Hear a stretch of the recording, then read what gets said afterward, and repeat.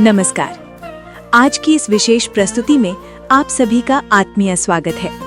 नवरात्रि का ये पावन पर्व केवल एक उत्सव नहीं, बल्कि स्वयं के भीतर के शून्य से उस अनंत शक्ति को जगाने की एक वैज्ञानिक और आध्यात्मिक यात्रा है।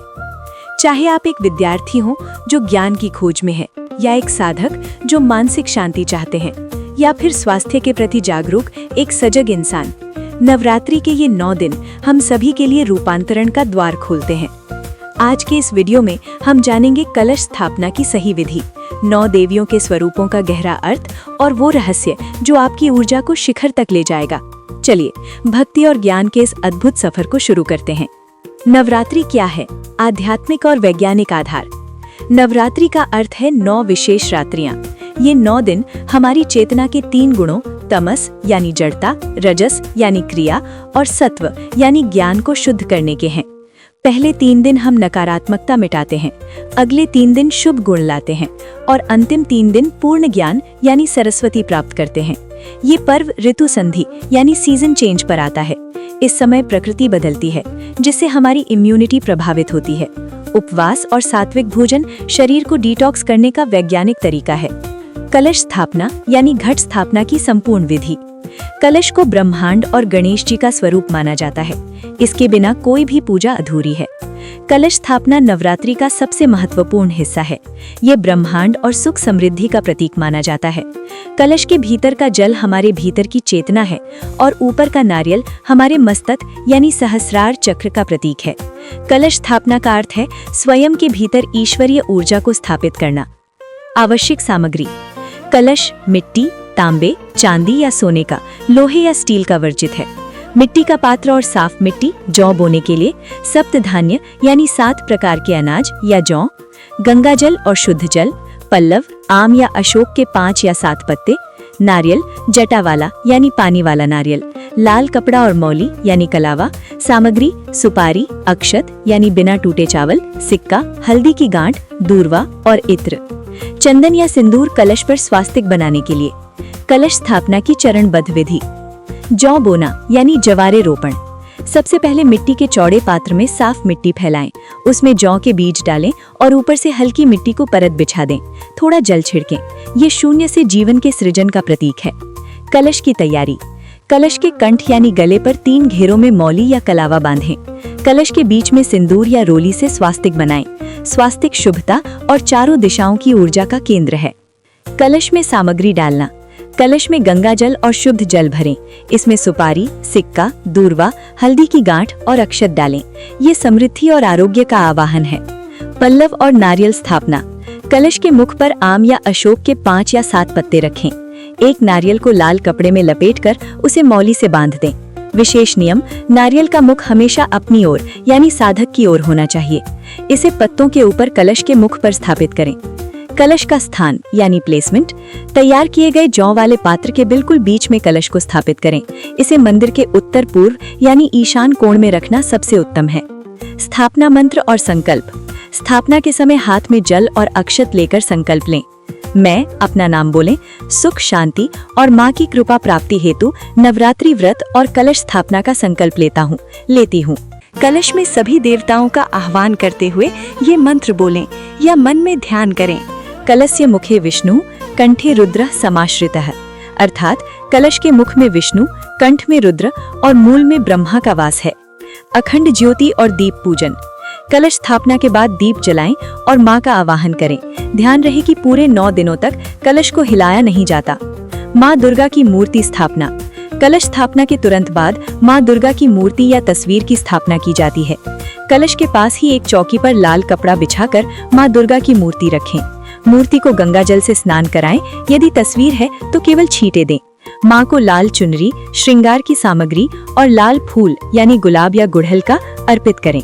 यदि आप अखंड ज्योति जला रहे हैं तो उसे माँ के दाहिने हाथ यानी राइट की ओर रखें और पूरे 9 दिनों तक उसे प्रज्वलित रखें। माँ दुर्गा का भोग: माँ को भोग लगाने के कुछ विशेष नियम और तरीके हैं। दैनिक भोग: रोजाना सुबह और शाम माँ को मिष्ठान, फल और सूखे मेवे का भोग लगाएं। 9 दिन का विशेष भोग: हर दिन माँ के अलग स्वरूप को अलग भोग लगाया जाता है। जैसे पहले दिन शुद्ध घी, दूसरे दिन शक्कर, तीसरे दिन दूध या खीर। सात्विकता: भोग पूरी तरह सात्विक होना चाहिए। भोग लगाते समय जल से पात्र के चारों ओर घेरा बनाकर अर्पण करें।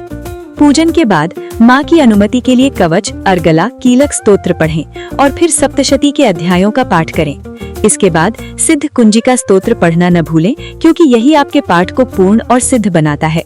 अंत में माँ से क्षमा प्रार्थना कर आशीर्वाद लें। यही भक्ति का सबसे सरल और श्रेष्ठ मार्ग है। 9 देवियों का विस्तृत स्वरूप। प्रत्येक देवी हमारे व्यक्तित्व के एक विशेष गुण और चक्र को दर्शाती है। 1. माँ शैलपुत्री यानी स्थिरता की शक्ति। इनके दाहिने हाथ में त्रिशूल और बाएं हाथ में कमल का पुष्प है। इनका वाहन वृषभ यानी बैल है और इनका आध्यात्मिक रहस्य स्थिरता है, जो सिखाता है कि सफलता के लिए संकल्प का पर्वत जैसा अडिग होना अनिवार्य है। 2. माँ ब्रह्मचारिणी यानी अनुशासन की शक्ति। इनके दाहिने हाथ में जप की माला और बाएं हाथ में कमंडल है। इनका कोई वाहन नहीं है, क्योंकि ये नंगे पैर चलती हैं और इनका आध्यात्मिक रहस्य अनुशासन है, जो बिना तप और संयम के अनंत ज्ञान प्राप्त नहीं किया जा सकता। 3. माँ चंद्र घंटा यानी एकाग्रता की शक्ति। इनके मस्तक पर घंटे के आकार का अर्धचंद्र और 10 हाथों में अस्त्र शस्त्र हैं। इनका वाहन सिंह है और इनका आध्यात्मिक रहस्य एकाग्रता है, जो मन की चंचलता को मिटाकर लक्ष्य पर केंद्रित होना सिखाता है। 4. माँ कुष्मांडा यानी सृजन की शक्ति। इनकी 8 भुजाएं हैं, जिनमें चक्र, गदा और धनुष बाण सुसज्जित है। इनका वाहन सिंह है और इनका आध्यात्मिक रहस्य सृजन है, जिसका अर्थ है कि संपूर्ण ब्रह्मांड की ऊर्जा आपकी अपनी आंतरिक मुस्कान में निहित है। 5. माँ स्कंद माता यानी ममता और नेतृत्व की शक्ति। इनके ऊपरी 2 हाथों में कमल और नीचे के 1 हाथ में बाल कार्तिकेय गोद में है।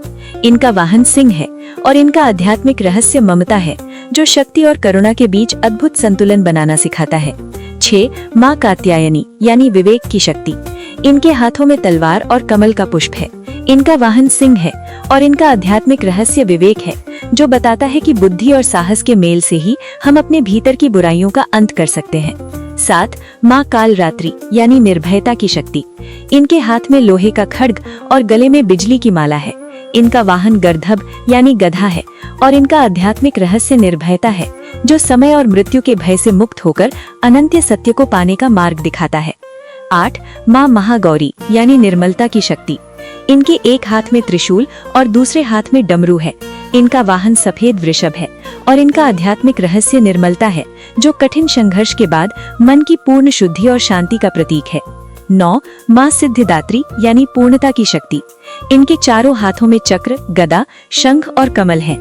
इनका आसन कमल का पुष्प है और सवारी सिंह है। इनका आध्यात्मिक रहस्य पूर्णता है, जहाँ शून्य से शुरू हुई यात्रा अनंत सिद्धियों में विलीन हो जाती है। ये सभी 8 सिद्धियों को देने वाली हैं। संक्षेप में नवरात्रि के ये 9 दिन केवल एक उत्सव नहीं, बल्कि स्वयं के भीतर के शून्य से उस अनंत शक्ति को जगाने की एक आध्यात्मिक और वैज्ञानिक यात्रा है। तो यदि आज की ये प्रस्तुति आपके जीवन में थोड़ी भी स्पष्टता या प्रेरणा ला पाई हो और आपको ये वीडियो सार्थक लगा हो, तो इसे अपने प्रियजनों के साथ शेयर करें। और हाँ, आध्यात्म और जीवन के ऐसे ही रहस्यों तथा हमारे साथ ज्ञानमयी सफर का निरंतर हिस्सा बने रहने के लिए चैनल को सब्सक्राइब करना और बेल आइकॉन दबाना न भूलें। तो बस आज के लिए इतना ही। फिर मिलते हैं एक नई आध्यात्मिक यात्रा के साथ। तब तक के लिए अपना तथा अपने प्रियजनों का ख्याल रखिए। हमारे साथ बने रहने के लिए आपका बहुत बहुत धन्यवाद। यहाँ दी गई जानकारी विभिन्न शास्त्रों, पुराणों, प्रामाणिक पुस्तकों, हिंदू दर्शन और लोक मान्यताओं पर आधारित है तथा सभी जानकारी सामान्य ज्ञान, शैक्षिक उद्देश्यों एवं सामान्य जागरूकता बढ़ाने के लिए है।